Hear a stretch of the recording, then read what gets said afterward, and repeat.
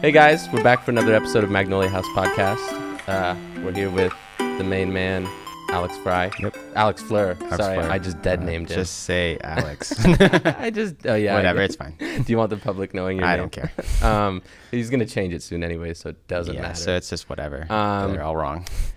Your Lord and Savior, Tony Peterson here.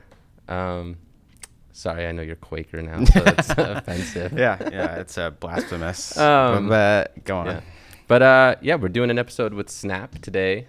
SNAP is the Spokane Neighborhood Action Program. Yes. Cool. And they do a lot of community-oriented services like rapid rehousing, weatherproofing, helping people build their credit, all sorts of stuff. Yeah, so good it should stuff be fun for people in the community. Yeah. It sounds like it mainly focuses around housing stuff. Yeah, a lot of housing, but they do a lot of stuff. I think they do some stuff with medical and whatnot. But yeah, so hopefully I won't have another panic attack breakdown when she gets here. I bet even if you do, it'll be not as bad as last time. Yeah. Or last time I was here. Honestly, the Isabella House episode was like, that was great. Yeah, it was super smooth. About as good as I could do. Yeah. So it's all downhill from here. Wait, is it in a good way? No. Okay. Well, I think it'll be interesting. I think this is kind of the main thing I was thinking is like, I think it'll be interesting to talk to the person from SNAP because it's not specifically like a religious and or like a charity focused thing. Yeah. Just the idea, because I think what came up a lot in talking to Sarah from Catholic Charities was like the whole her religious affinities. And yeah, she said so much about Jesus and all the Bible quotes was just so goddamn very anti-Semitic. Just kidding. Joking. But it was like very much focused on the sacredness of like the individual and like that whole like kind of, it was that charity mindset of like we're good people doing good things for like the lesser folk. And like I think I don't know, it'd be interesting to talk to Nicole who's coming on because interesting if they have more of a community like we're all in this together sort of thing. Well, I think it is more ingrained into because of the non-religious factor. It's got a wider net that it casts. But yeah, to be honest, I don't know a whole lot about SNAP other than just it'll be a lot how to learn. helpful. Yeah, for sure. But yeah, my uncle used to work there, which is interesting. Oh, cool. But yeah, they've got homeless outreach programs, rapid rehousing, weatherization. I told you off camera that my family's actually benefited a lot from SNAP because my dad used their utility payment program, which helped him back in the day when we were struggling. And then, I think just like a month ago, they built a ramp in my grandma's backyard. Nice. She's getting old. That's awesome. Are those things you have to like? They had to like seek out, apply for, and but the process is pretty easy to go through. Yeah, nice. That's cool. I don't know. The Isabella lead up thing was helpful in its own way. Yeah, and it was good. And it was a good episode. It was a good thing. But like, I think because I'm not from the place or not directly. Yeah, related. I don't know Heidi was too much about SNAP either. That's the thing about the Isabella House episode. I was so steeped in it with my sister. Like I'd been in contact with them literally every day. I'd looked into their programs and what it entails and how to get in and all the rules for once you get in. So like I knew everything about it. Well, maybe we can just kind of explicitly say that like, we're mostly an art-based community podcast, but like, in terms of our interest in housing, like affordable living, like, and just kind of societal issues in the community, that's just a personal, like, we have struggled and we know people who've struggled, and it just feels like there isn't, like, it seems like the resources are there through organizations like this, but like, just not many people know how to access. But and it just feels like there's a big gap, People be ignorant. Yeah, and like I'm not as like conceited to say like this is how the message gets out there via this, but I think that like it gets out there to my dad. But it's like but like we can learn and then we can spread it, and then also just I don't know, it's good to talk about this sort of thing. I know it helps me like understand how society is put together in a way, because I think when you're like on the left side, it just all feels so broken. And also, I wish there was somebody maybe we can. Who knows? We've had pretty good luck in terms of most of the people that I've actively called and asked, pretty much have said yes. So I'm wondering, who is at the core of all these issues? Is there a city planner? Is it the mayor or the governor? Or who's like getting the census on how many homeless people do we have? What do they need? Right. What are all the issues in getting them housed or getting them employed and fed or all that stuff? Because like places like Catholic Charities or SNAP, we've said in the past, it just seems like patchwork. It seems like these small organizations, albeit amazing, are just doing what they can to help stem the bleeding. Yeah. And who the fuck do we talk to in terms of who's in charge? I mean, I think that's where it comes down to. We live in a society where if you really want to see those things change, like you have to kind of do it yourself. Like you have to like get together or run for office or like X, Y, Z. But it's just interesting that nobody knows. If you were to ask somebody like just a poll, like how do these things get solved? Who do we turn to? I don't think anybody would know, other than you got to get out and vote. It's like, yeah, clearly. Right. But then for who? Yeah. Because, And, yeah. So, yeah. I think that's where the, like, kind of right side, more conservative side, just, it's easy to put the blame on the individuals involved, right? It's always like, well, everybody should just take care of themselves. Yeah. You know, and I think the left side, it's so much harder. And that's what my experience, and I was talking to you about this, that's my experience when I was at the CHOP in Seattle, when like they were trying to create a like very intentional community. The madness, the chaos of like trying to build a community out of nothing and like trying to structure it when there's so many different voices is so hard to do. It's so crazy. And it's living proof of, you know, the right, but also mainly the left can throw out all these issues with the way things are currently run. But it's like, do you really think you know better? Right. It's like, society is complicated as fuck. Right. Like, just if it wasn't so complicated, it wouldn't be, the homeless issue wouldn't be a thing in every single major city. And it's every major city has a homeless issue and a drug abuse issue and all that. But the fact that it happens everywhere kind of points to the fact that it seems somehow built in, like in the systemic way, as opposed to just being like a But we also don't have much experience in foreign countries. And there are smaller countries who have a very small homeless population. Yeah. And I think it is just a factor of how big our cities get and just how many more people can fall through the cracks that way. But I don't know, if you were designing a system from scratch and realizing all the current issues, I think you'd be able to solve a lot of problems. The thing is, it's like it's like laws are so hard to get rid of and so easy to put in place. And to make any kind of change, you have to go through a million different hurdles. Yeah. And so progress is stupid slow. Yep. And so getting anything done while having to go through the whole machine is just impossible or improbable, I guess. Well, it just, again, it's slow. And like, I guess Washington, or maybe it's Seattle, but I think Washington is known for really slow politics, which sometimes is a good thing, sometimes is a bad thing. Like we're bad at reacting in the moment, but everything is like vetted and talked about so much that like they see by a bunch of liberal hippies though. I mean, but it's like in California, a lot of people are pissed off in California because like the lawmakers panicked when the pandemic happened. And so it's like they changed all these laws. So like homeless people can now camp anywhere, which means even highways, freeways, people's yards, basically, like right in front of, like there's people talking a lot. I listen to a lot of podcasts of, albeit wealthy-ish people, but they're like, I worked very hard. I bought a house that I thought was nice in an area that I thought was nice, and homeless people moved into my front yard. And it's like, rich people problems, but at the same time, come on. And then also there are new laws that allow people to steal from stores and whatnot, or even from individuals up to, I think, like $1,400. And as long as they go below that, no penalty. They don't get arrested. I don't even think they get a ticket.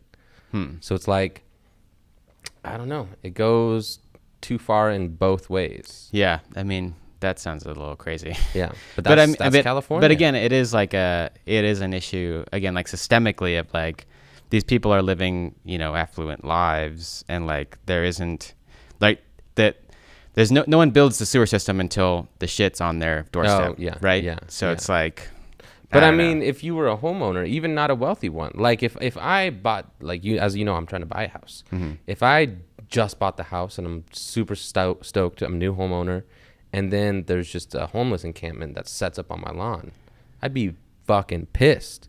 Sure, I mean, but I have all the empathy in the world. Who are you pissed at?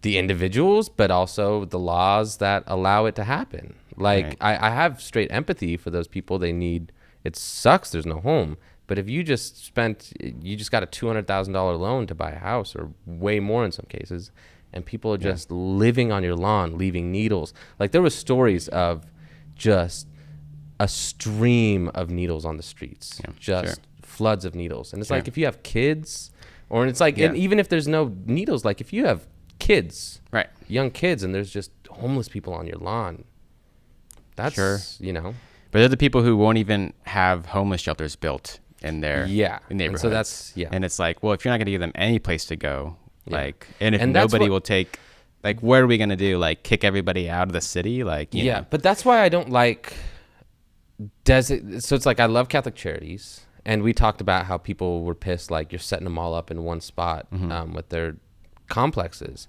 I don't think that's necessarily the right way to go. I think it should be integration. So it's like, there should be way more, me and my uncle were talking about this. It's not that there's not enough housing. Like, the thing is, it's not smart housing. So it's like, we should have way more apartment complexes, way more, because that splits so many costs down, like water bills, mortgage bills. You could even have cafeterias and all that stuff in the buildings, and it'd be split. It's like, I'm trying to get a place and have my brothers and sisters move in with my dad, and I try to explain to them, if I owned this house myself, I'd be paying like $1,200 a month just for the mortgage by myself, plus utilities, food, all that stuff. If me, my dad, my brother, and my sister all lived there, that $1,200 for mortgage would turn into $300 each. The food bill would go down, the phone bills, the electricity bills, all those things are split.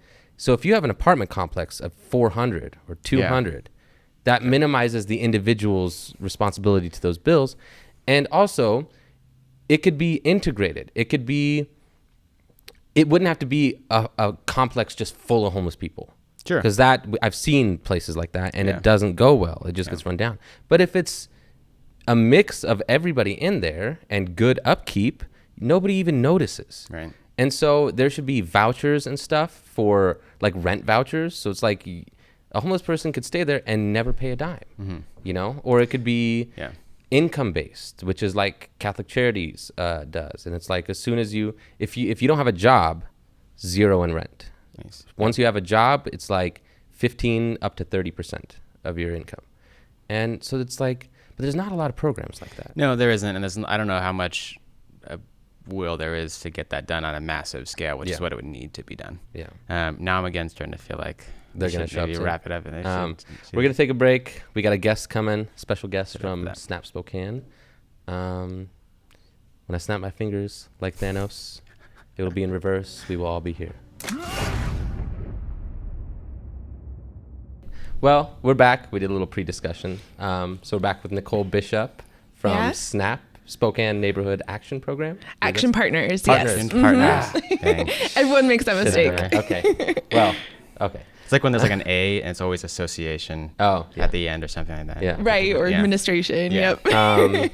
But yeah, Snap does a lot of stuff for the community, which we're very grateful for. So you guys have like Live, Learn, Thrive. That's kind of the typical run of things, right? It's really supposed to represent the spectrum of services. You know, you come in at the beginning and you need your basic needs. And once you have that met, you could learn and grow until you could finally thrive and be equipped to exit poverty. So it's supposed to really kind of document that whole step from, you know, basic needs met to poverty escaped. Yeah. Well, that's great, because that's kind of hard to navigate on your own. Definitely. Especially if you're coming straight from homelessness, which there's a lot of people in Spokane that are currently suffering from homelessness, which is unfortunate. Definitely. So yeah, we're just gonna get into it. Yeah. I mean, so you said Tony was talking earlier, and he was saying that he has a little bit experience from his family in the program. But we're also curious kind of how you got involved with SNAP, and kind of maybe you could say what your position is and like what you do, and then kind of how you got involved with the program too. Or So the partner, I don't know, do you call it organization? Yeah, we're an organization, an agency, really any of those synonyms. And we were wondering, is it governmental? Is it on its own? Is it its own? No, so it's a community action agency. So it's essentially a nonprofit, but community action agencies are their special type of nonprofit. They were born out of the war on poverty in the 60s and 70s. Oh, okay. And so we're part of a network of about 1,000 agencies nationwide that all work in their local communities on basically fighting the basic sources of poverty. Okay. Oh, that's cool. So it's interconnected throughout the whole It's interconnected, which is great because we really have 1,000 agencies across the country from which we can adopt best practices and learn from their experiences and their knowledge, and, you know, learn what funding sources end up working for communities that they're in versus not. So it's been really helpful. And, you know, I think the proof is we've been around for 50 plus years, and I know people tend to trust us. I came to SNAP to answer your question. I grew up receiving SNAP benefits as well. My family did as well. Yeah, and I think that's a common story. There was 1 out of every 10 Spokane County neighbors actually receive SNAP benefits every year. Wow. Okay. So really, I mean, if you walk down the street, you might not know that they ever received it, but a lot of people you interact with. And that comes in many different forms, right? Because you guys, like, so my family, when my dad we were going through a hard time, it was probably 10 years ago. I think he got some assistance with like utilities. And then just a month ago, my SNAP came and built a ramp for my grandma in her backyard. Oh, wow. So I thought that was really nice. But yeah, you guys have. Yeah, it's a very personal level type stuff. Yeah. And they did an amazing job. And so it's like, it's quality work. Yeah. That's fantastic. So, that's great to hear. So do you mind running through, I guess, the primary programs that people can try to learn how to access? Absolutely. So we have over 30 programs. So if we're going to we'll just go through the spectrum. So starting with Live, I think the more common ones are homeless services assistance and affordable housing as well. And right now, out of the pandemic, we have a new rental assistance program that helps Spokane County residents pay their back rent, and also works with the mediation centers for people who are maybe facing one of those evictions, helping them navigate that so they can either stay in that place or not have their housing record so disrupted that they can't find new housing.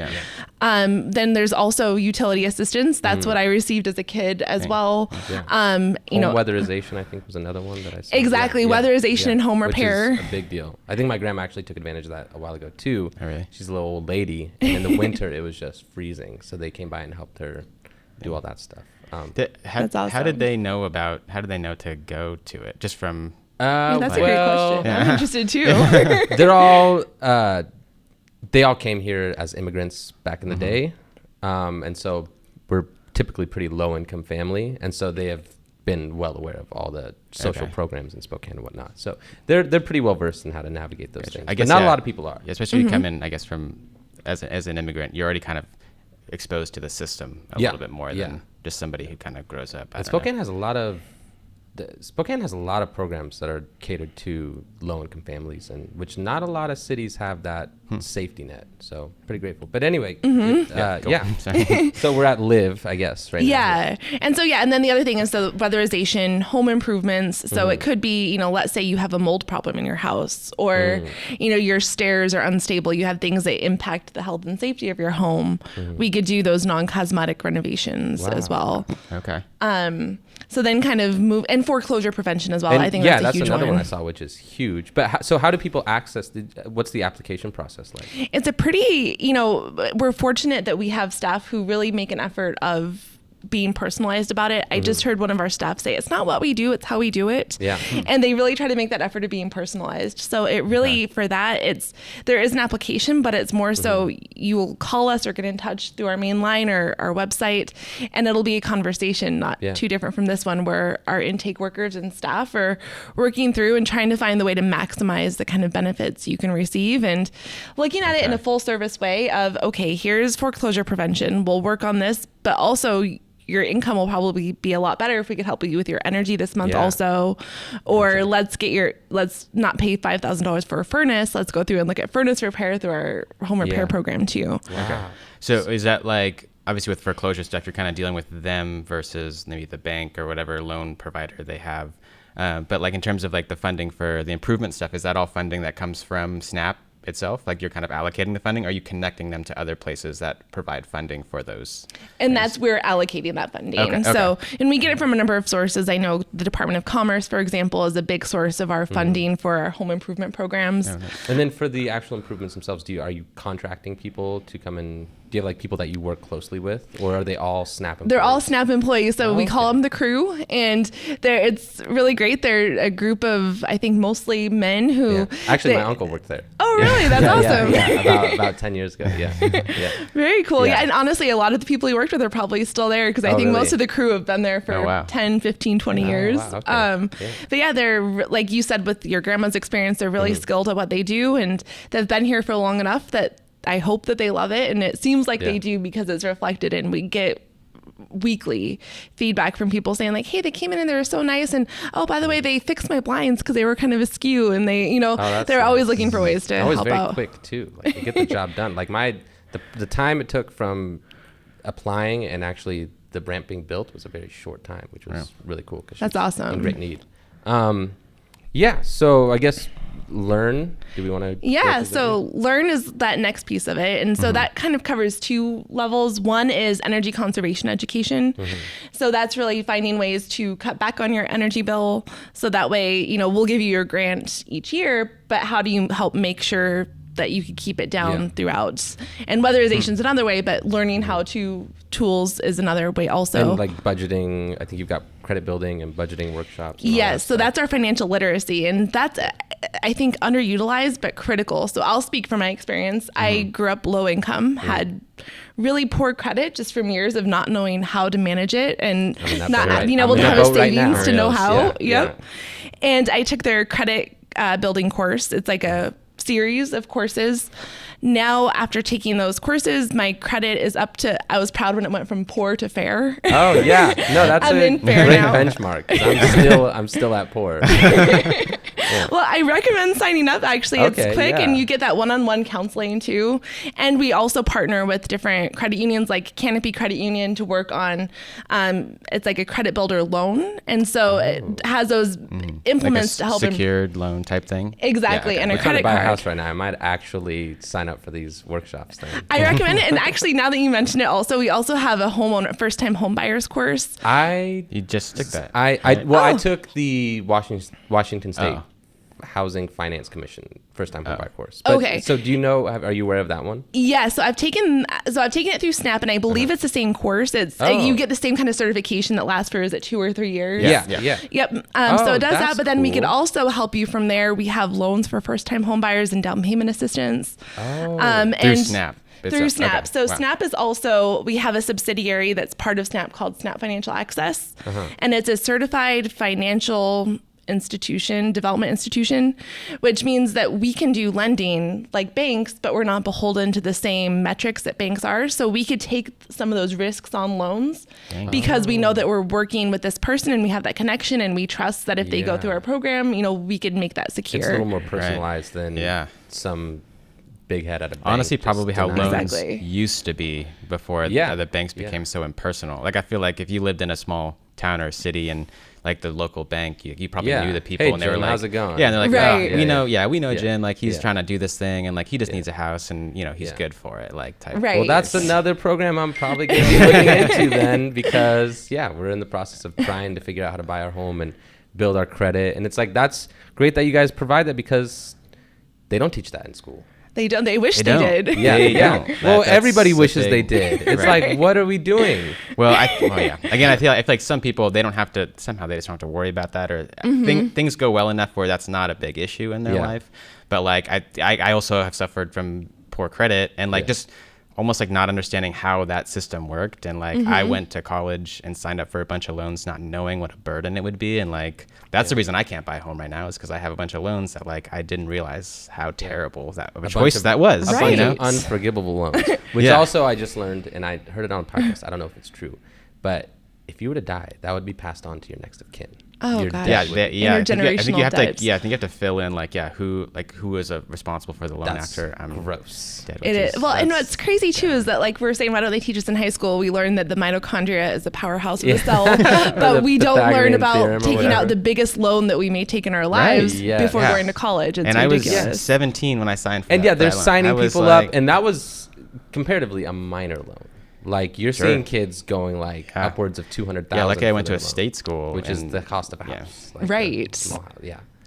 So that's a bit ridiculous. So I do wish they taught all of these things. So for these learning stuff, is it like, I mean, Tony's obviously thinking about going, and you said you went, like, so is it just like you go to SNAP just for the learning, or is that learning attached to like if you're getting the utility assistance, you have to go through, is there like hoops to jump through, like kind of learning stuff, or is it like just for your education? It's just for your education. Okay. It's self-directed. So you could definitely use that as a jumping off point to access other services, because now you have the direct ear of one of our credit counselors or financial counselors.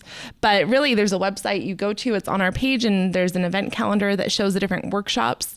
You sign up, show up, and really that's kind of your foot in the door. And on the note of student loans, we also have a student loan repayment course that man, we are all getting hooked up. I think I'll send you guys the link to it. Okay, cool. One thing I was interested in was the rapid rehousing. Do you know how that works? If you could go into it a bit. Yes, and I'm certainly not the expert that our homeless services team is, but it's been really a helpful program toward helping get people who have been living on the streets or have had unstable housing and getting them into secure housing. So we actually just did a follow-up with, he was a young adult rapid rehousing recipient named Kyrie. And, he had been one of those people where he had family that he had forged on the streets. And he had mentioned the idea that, if you can't save, because if you do that, then your family that you've made, they're not eating and they need that, and so we were able to get he and the brother that he had forged on the streets into housing. And we just did a follow-up on them. We got them into housing in 2019. Now he has a great job. He's looking at buying his own apartment. He's looking at going back to school.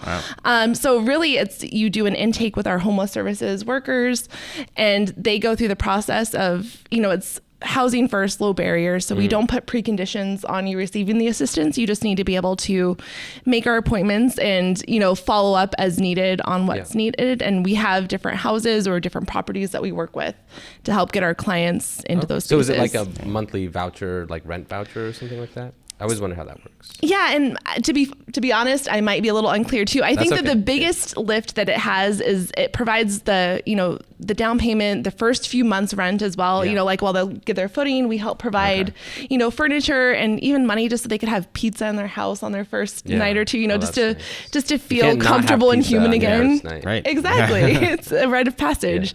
So that sort of thing, and then I think after that point, then they work at subsidizing it. After that, depending on the ability and the need of the person there, knowing that sometimes just getting a house and a place to take a regular shower can make it so it's easier for you to get a job, and then you may not need the assistance as much, but we kind of work through it from do you have any employment services, like helping find employment, we used to have some pilot programs for that a little while ago. At this point, I don't believe we do, but we do have partnership with the Spokane Resource Center.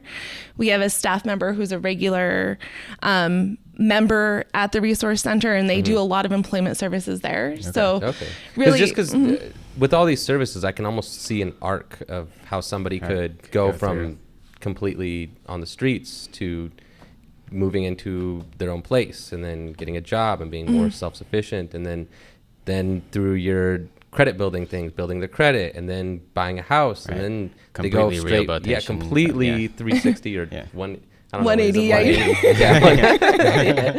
Then you get them back on the street. But no, you could completely turn someone's life around, and it does, and we talk about this all the time. It does make me wonder why our homelessness issue is still so prominent. And we brought this up with the woman from Catholic Charities. It's like all these programs are amazing, but they all seem to be doing their best to patch up the problems that are almost like existing. A volume issue of there's too much. It's too much for any one organization to handle. Right. Yeah. So we're always thinking like, who do we even turn to actually solve these problems long term? And I guess, I don't think anybody has that answer. I wish we did. Yeah, this is Spokane where we, like you were saying, we do have a lot of supportive services and social safety nets. And imagine if we didn't have it, how much worse this problem could be. Yeah.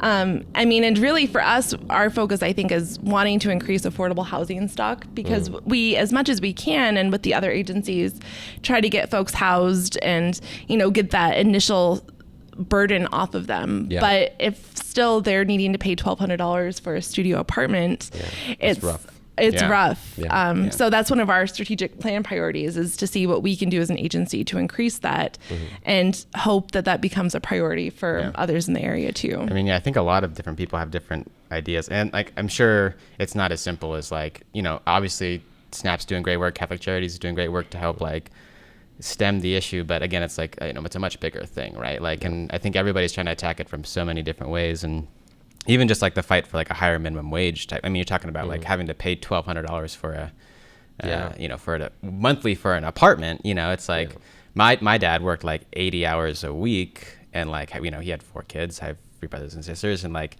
it was constant struggle, and like, and I always think about how much my dad worked and how much work that could have, like, I don't know, how much more with like a better payment or something felt wrong there. Was like he needed to work so much just to provide for all of us, and that was just it was a detriment to like our relationship and like our family dynamic for him never to be around just because of that issue. Just to have your basic needs met. Right. Yeah. It's like crazy. With inflation, food prices go up, price of buying a car goes up, school goes up, housing goes up, and then minimum wage barely moves. Right. Yeah. So it's like that's a huge reason why so many people are just struggling to make it. Yeah. Which is why it's great that there's places like Snap. Yeah. Yeah. I mean, my family, and this is like something I've struggled through in my life, is like my family, as far as I know, never took any advantage of any sort of like programs out there to alleviate any sort of, there's probably a bit of a self-imposed taboo about that. And I think that was a little bit of it. There's like a little bit of pride to it. And I grew up not really knowing how much in need we were when I was younger. And then as I like got older, like kind of coming to terms with that and like realizing that I lived this life that like, my parents were always like trying to get me to, that was like the pressure to go to school, and they paid a lot of money for me to go to like a private school so that I could like be successful. And like, the mindset I was living when I was a kid was not what I needed to equip to become like a professional, like adult. Again, like I didn't know how to like do money and finances, or like even just like be a, self-sufficient, like, I don't know, professional person.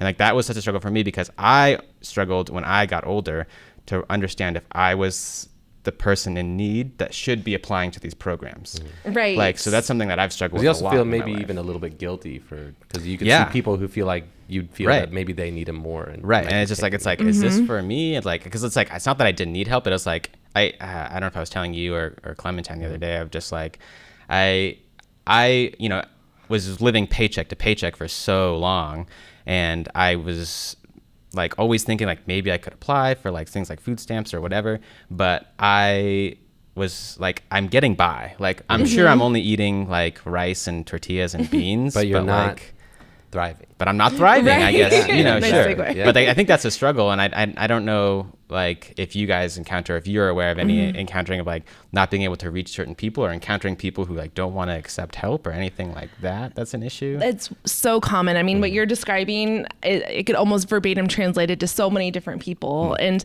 I would say through the pandemic, what was interesting is I think that it actually brought the guard down for a lot of people because we had so many first-time recipients of assistance who realized like, okay, these are extenuating circumstances. Yeah, that was one of the questions I think I sent you, was how if the pandemic had affected your services or anything like that, or how you guys function. Definitely a lot of first-time users of our services, which is great because a lot of these are people who could have benefited probably even before the pandemic and had that relief taken off.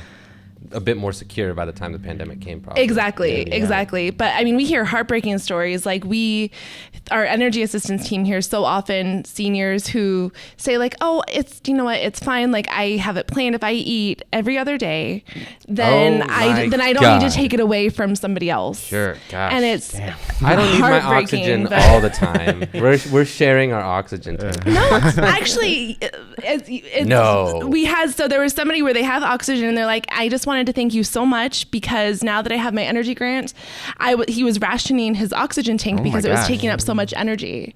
And now he was like, now I could keep it plugged in or in use every day. It's terrible. Yeah.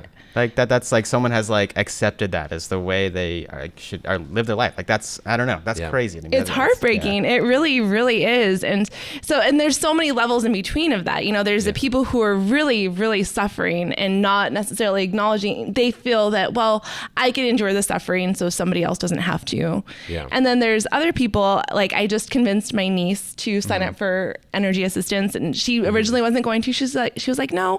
She's a newlywed, and she and her husband just moved into an apartment, and she was like, no, I don't think we need it. Like we eat regularly, we feel fine, but when you look at their finances, they're still struggling every month. And so I think it's convincing a lot of people that A, there's no shame in taking advantage of these services, and B, like so our motto is neighbors by your side. And it's the motto that it's the idea that when your neighbor is thriving, the whole community does better. And so we're doing our best to try to convince people that getting this assistance is not a selfish thing. Yeah. It's a community it's not impact. Like it's something you need to be on indefinitely. Like sometimes it's just the boost you need to get your finances in order, and then you're set. Because if you're broke, it's easy to stay broke. But if you get just a little leg up and get your things together, then sometimes it's easier to, start making some progress. Yeah. Right. The foreclosure prevention, do you know how that works? The foreclosure prevention loans? Yeah. That's something we talk about all the time, how messed up it is. That when people lose their homes. It's crazy that the system even works this way. How you could literally pay off 90% of your home and then miss like a few payments, and then the bank just gets your house. Yeah, it's not. I mean, they technically own the house, right? Yes, so it's like, but it should be that they pay you what you've put into it, or at least a percentage, or the equity, or something. Right. But instead, they just keep it, and you could have spent 25 years paying for that house, which is ridiculous. Well, and what's tough too is what happens a lot is we'll see seniors who get tax foreclosures. So they've paid off their home and they feel like everything's set, but they still have their taxes building up on the property that they either don't know they should be still paying or haven't because of ability for a period of time.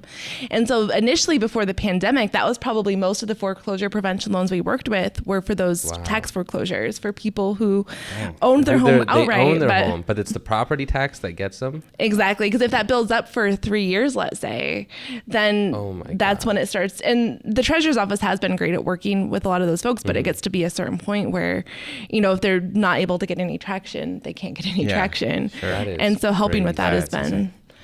It is. But since the pandemic, that's shifted. And I'm sure we still do a lot of tax foreclosure prevention loans, but a lot of it's now people where...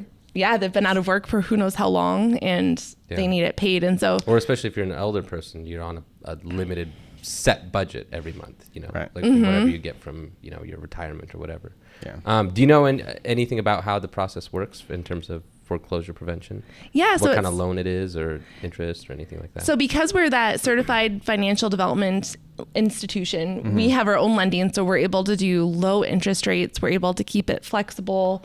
And so it goes through SNAP as the lender for that, I believe. Okay. And so it's similar to like what we were talking about with homeownership assistance. It's low interest. Our point isn't to make money off of the loan that we're offering. Our point is to help stabilize our community. Right. Yeah.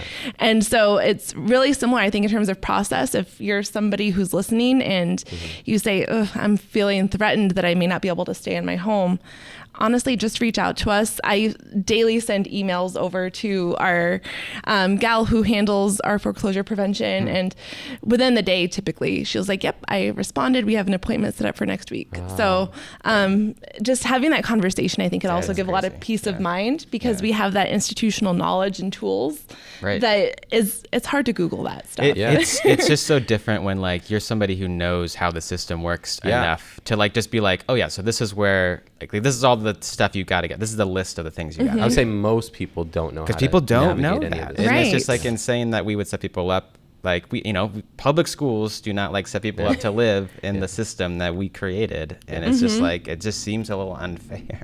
Well, and especially when you're in crisis mode, like you're there and you're panicking, and now you're like, now I have to wade through all these documents and legalese and figure out Google what does this word mean and how do I go about that. It's hard when you're in the best of circumstances, let alone when you have red bill notices right next to you. And so how does funding for SNAP go about? Because it's not a government agency. Correct. But it is connected. There's a web funding, nationwide. sure. So right, and so is it mostly donation? Yeah, so it's a big mix of it. We get a lot of private donations or foundation donations. We get sponsors. I think I saw on like for the races and stuff. I looked at Snap Instagram a little bit. You guys got a race coming up, right? Yeah, we had one on Father's Day. It was our annual Dad's Day Dash. Yeah. And it was great. And we always have sponsors who come back year after year for that. They even have their staff run in the race, which is great. Cool. And so we do have sponsors for that, and those help support, the work that we do. And then we get a lot of grants from different agencies and foundations. And then some of our grants do come from government agencies or local government, city council. Okay. So it's kind of a blend of those of different funding sources, which is nice. It keeps us nimble in order to do the work that we're doing, which is great. Yeah. Do you know at all if it feels like SNAP is ever at or near capacity in terms of funding, or has it been growing over the past couple decades? Because the problem's been growing. It seems like. Yeah, I mean, it seems like right. The problem's definitely growing, and so are we. I mean, even in the past, I've been at SNAP for about 3 years, and I've seen the amount of staff we've had steadily increase year after year. Mm-hmm. The services that we offer, for example, when I started at SNAP, we didn't have any transportation services.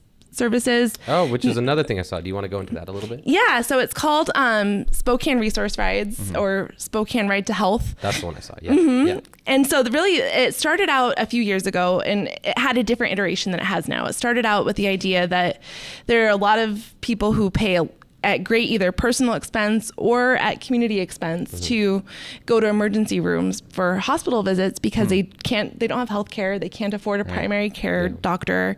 And so it was instead, you call this number, we'll have community health workers take you to an urgent care. That way you're not paying exorbitant ambulance fees and you pay lower costs. And then over time, that kind of ended up shifting. We learned more about the social determinants of health that are facing our community. Mm-hmm. And so now it's expanded to, for example, have a partnership with Cancer Can't. So we have community health workers, volunteers who give rides to cancer patients to and from their appointments. Wow. So that they don't have to worry about that. I mean, my mom's going through cancer, and I know that if she had to drive after chemotherapy when you're lightheaded and flushed, if you don't have the family to help you with that, it gives that support. Yeah. We have a similar program for vulnerable pregnant mothers. And then during the pandemic, we started doing a lot of work with transportation and food security. Okay. So helping people who live in food deserts, especially, find their way to grocery stores and to pharmacies.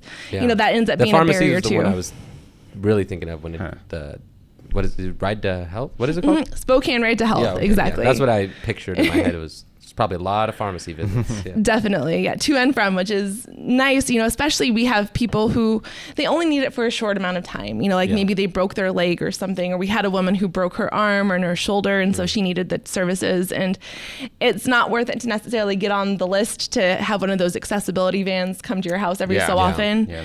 But here you also get a community health worker. So we've been able to assess, okay, so I noticed here that, maybe there isn't a safe path inside your house because maybe there's hoarding or supplies that they can't move. And it's able to help provide those referrals to help clean up those other issues for them so that they can be a healthier, safer person. Wow. God, I don't know if there's any organization in Spokane that does more than you guys. It's crazy. It sounds so personal. Yeah. Like you just like these people. Are they just so welcoming to the people from SNAP? Because it just sounds like you were like in their home with them, and you're like, oh my gosh, like I can help you in so many different ways, like so many little things, which like. The little things like really can improve your life drastically, which can like ripple out and like, give you the energy to live a more thriving life. Yeah. Big time. It's helpful. That's amazing. So what, did you say you have a race coming up?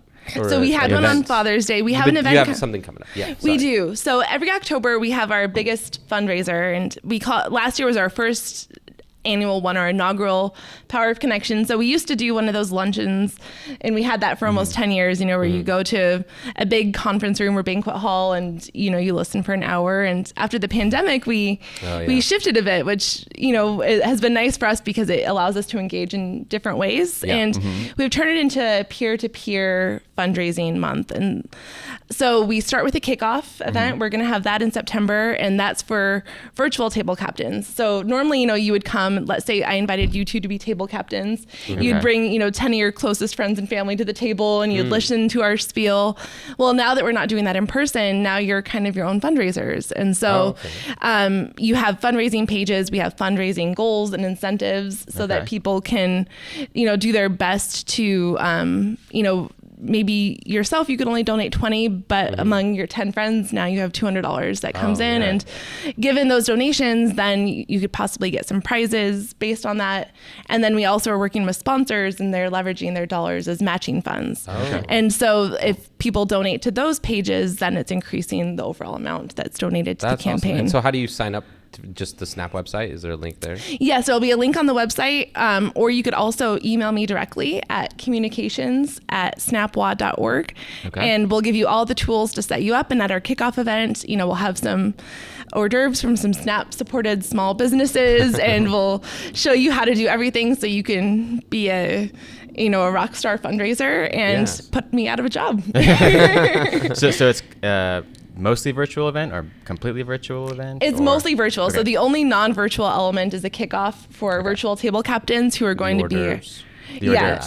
Food was mentioned. Exactly. So I have to say we have some pretty bomb Snap small businesses. I don't know if you guys have ever eaten at Cochinito Taqueria. Oh, yes. The one like downtown right by the That's where we went to go, right? Oh, yeah, it was busy that one. It was a very hot and sweaty day. So everybody was trying to get in for margaritas. But yeah, right next to the at least we were. The park and ride place, right? Yeah, yes, right there. Yeah, that's one of our businesses. Oh, cool. They have a taco that might change your life. And I'm not just saying that because it's one of a business that we helped get started. This episode is sponsored by but so we'll have different food from places like that. So you can kind of taste like, when you're supporting Snap, you also support launching some of these businesses.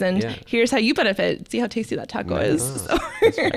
So I did see that in the Thrive area, there was like small business loan stuff too. So are these like small businesses that went through the SNAP program by any chance, or is it just like businesses that support SNAP? No, so they're businesses who went through the program, and some of them have ended up going full circle really and then supporting SNAP afterward. That's awesome. But it's a number of ways. So it could be that they either received development support, like, hey, I don't know really how to start a website, or I need help making a business plan.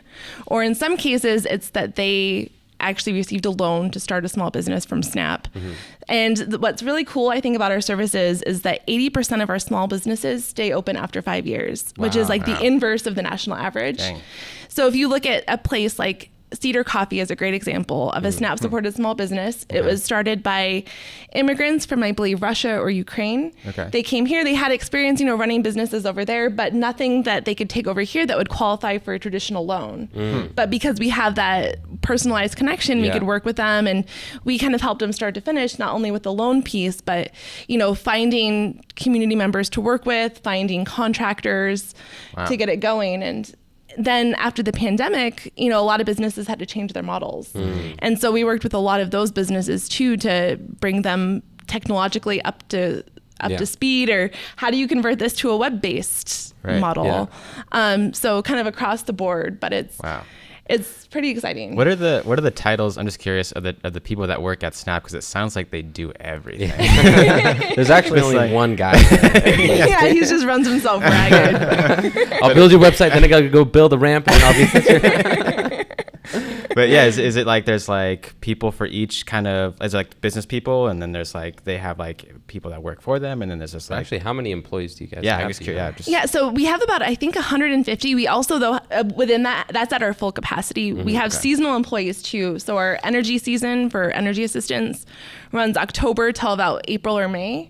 And then most of our energy staff get the summer off. And so I think around that point we dropped to like 125. Do you guys have a volunteer program, I bet? We do. We have a volunteer program, and I think our biggest need for a volunteer program is for those volunteer drivers for our transportation programs. Nice. We have a volunteer program. Is there an age requirement?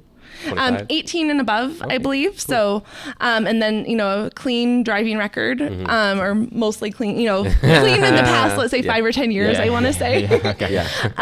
And it's really helpful. It's called Neighbors on the Go. So you get a nifty polo shirt that I helped design. Cool. And you get a magnet for your car so that people know that, you're from SNAP and you're to be trusted. Cool. And, and then you get to be part of that. I mean, we hear people all the time talk about what great conversations they have with the people that they're serving.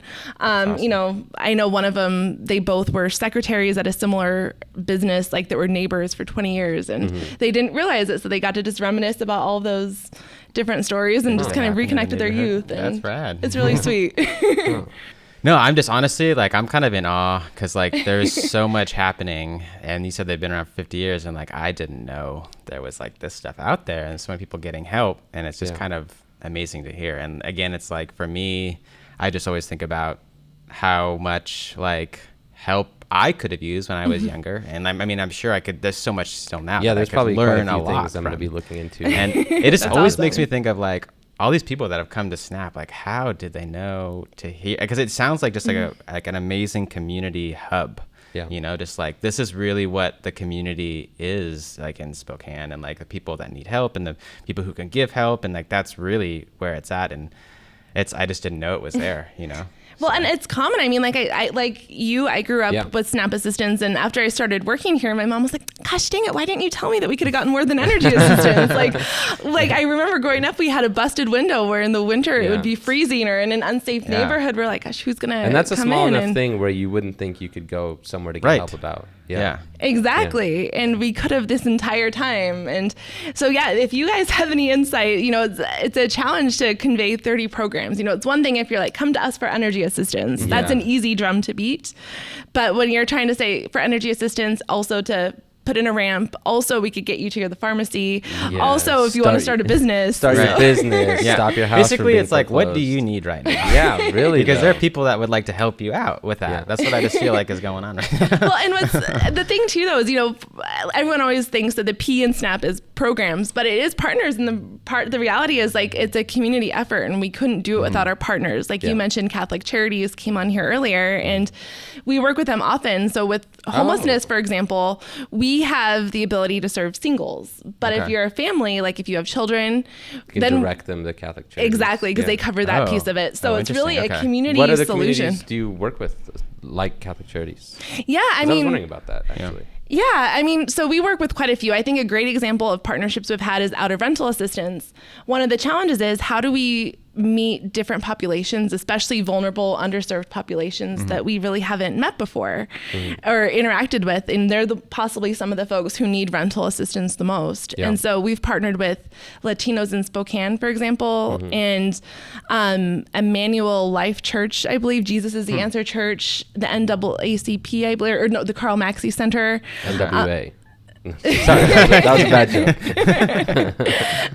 And they have the tools to now they could reach out to their communities that they serve more directly and say hey, here's the services that we're offering. Some of them have helped people get their applications submitted. So that way, if you don't speak English as your first language, you don't have to try to mess around with the legalese bureaucracy of getting it submitted. Wow. So having those partners helps us to reach those pockets. Yeah. But to that end, if you guys have any solutions on how to reach people who don't know yet, that's I think a challenge of any nonprofit. And so, right. That's what it sounds like. Yeah. Did you find that outreach is just easiest when you connect with other programs like that to help get the kind of cross network the clients or the people that you serve, that kind of thing? It definitely helps, and it builds that trust. I think as an example, we've had challenges in rural communities because in rural communities they've had the experience of either government or agencies that seem like government agencies that come in and they just have an inherent distrust. Yeah. And so it's how do you build trust to let them know we're actually here to help, we're not going to screw you over. Right. And working with these agencies with the communities they serve, it gives that immediate trust that we're okay. Do you, and I didn't see anything, so I'm not sure if you do you have any drug rehabilitation efforts, anything in that realm?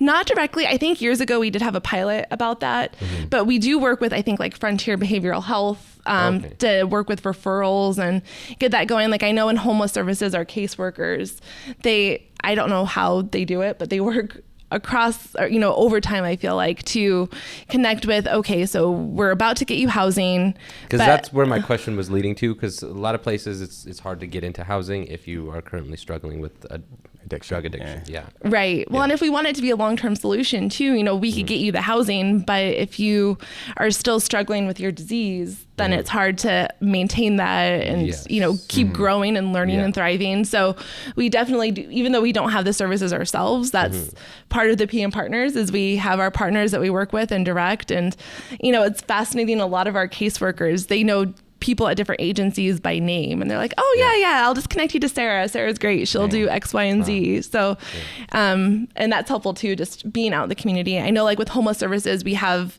a regular huddle where, the different homeless provider teams meet along with some of like the drug rehabilitation centers, and they're like, okay, these are our needs. Here's what's going to happen. And I would love to get in one of those rooms, because it seems like those are the people coming together and actually doing something. Right. About it, Yeah.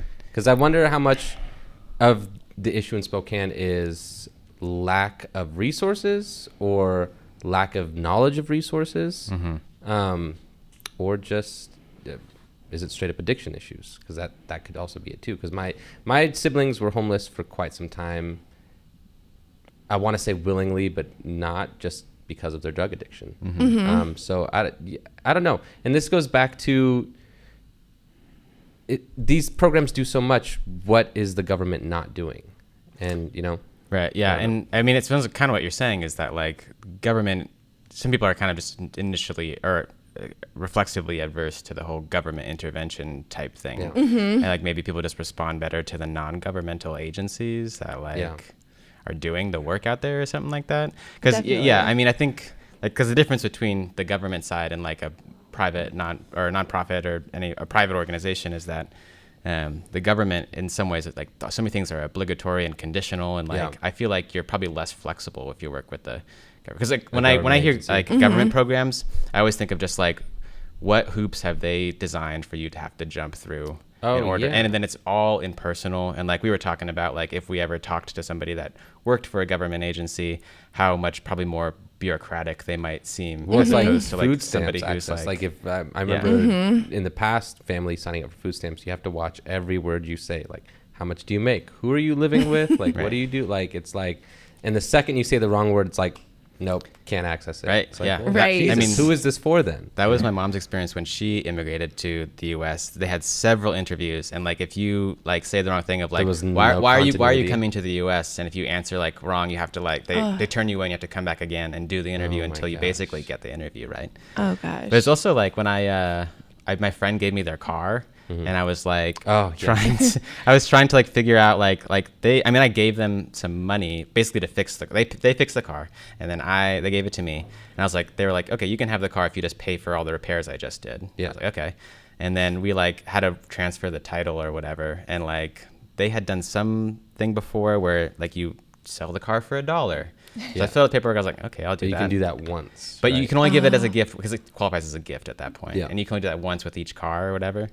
And I did it, and then like the person had to coach me. Well, the person before was not very helpful, but then the next person kind of coached me and was like, okay, you have to fill out these forms and just put this phrase down. No fraud was intended. Like, we love that phrase. Like that's the phrase you use on the form, so we know it's all. That shows it's the luck of the draw of who you're speaking. Right. Yeah. Who you're talking to, willing to help, but then just like what. Yeah, key words will like how to game the push system. it through, right? Yeah, and like that's where the government program sometimes it feels like you're just training people how to game the system, and not so much how to and wasting a lot of time, give them ability, and energy, and finances hiring these people to waste everybody's time. Yeah, so it's nice that there's straightforward organizations. Like well, and Snap, that's what's tough is like when you do have those like bigger government grants, it is so prescriptive that you don't really have space for relationship, and there's definitely like a place for that. Like I received SNAP food stamps as a kid too, so like it's not like I didn't benefit from that as well. Does SNAP have a food stamp?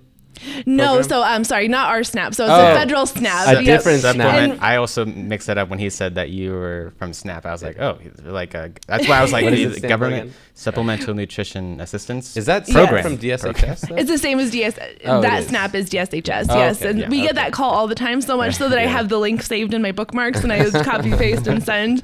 But yeah, that relationship is huge. So like I think a great example is out of the pandemic, we different agencies worked, including SNAP, to create a homeless street medicine team. And part of it was, all right, we know that COVID has potential to spread rampantly among homeless populations. Yes. So they basically, the different street outreach teams, SNAP included, and a couple others as well, partnered with different medical professionals. And I think it started through the WSU School of Medicine.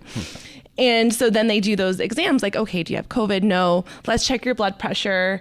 Let's check this cut that you have. Let's see if it's infected. Let's check your gout. Let's check your blood sugar levels, those different areas. And I think what's been helpful is it incentivizes homeless populations to now go to see their doctor. Yeah. Because now they have a person who came in, they met them where they were at, and it instilled that trust. Like, okay, we're not here to hurt you. Go here and tell them that you need an antibiotic for X, Y, or Z. Yeah. And you could start that relationship. And I think creating those relationships is helpful, because then if it's a drug addiction that they suffer from, for example, they have that foot in the door where it seems a lot less more likely to threatening. Come back in. They have a place. Exactly. They just have a place in their mind that they've been before of somebody that will help them out, which is what I feel like so important. It's interesting that you've said now in 2 different cases that COVID kind of changed people's way of thinking about what they can do to help themselves, and like kind of lowered that barrier. Because like you're saying, with COVID, people like we're able to be like, well, I guess I do need help. And like, I kind of like, this is not only is it just me, but like everybody seems to need help and things are going bad. But like, yeah, it gives places an excuse to like create that connection and be like, now this person got a whole health checkup, just because, there was an incident going on that affected everybody, that really highlighted how much we are all connected and how much that like we need to be helping each other. I wonder if there needs to be an organization that has a direct relationship with all of these places, like SNAP,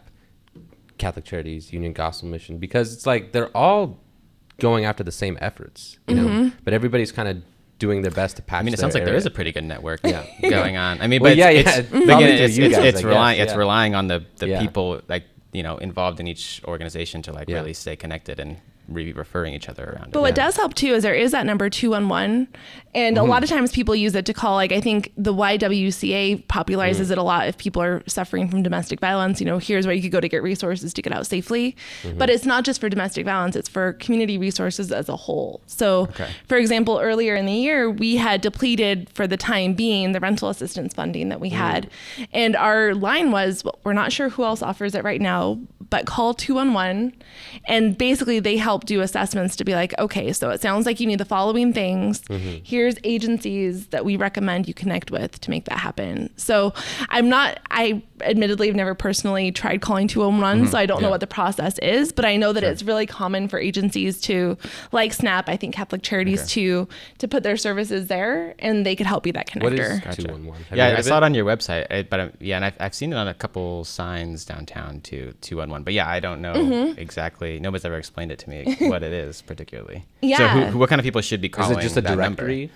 It's basically like a directory. Yeah, it's similar to, I don't even know if 411 still exists anymore. That's what I was aware of. That's like the information line or whatever. Yeah, and it's similar to that, but it's solely for local Spokane County resources and directed by different degrees of support. There's also, if you go to the Fig Tree, it's a website, and they're the resource directory, and they monthly, regularly work with different agencies. What do you have? What don't you have?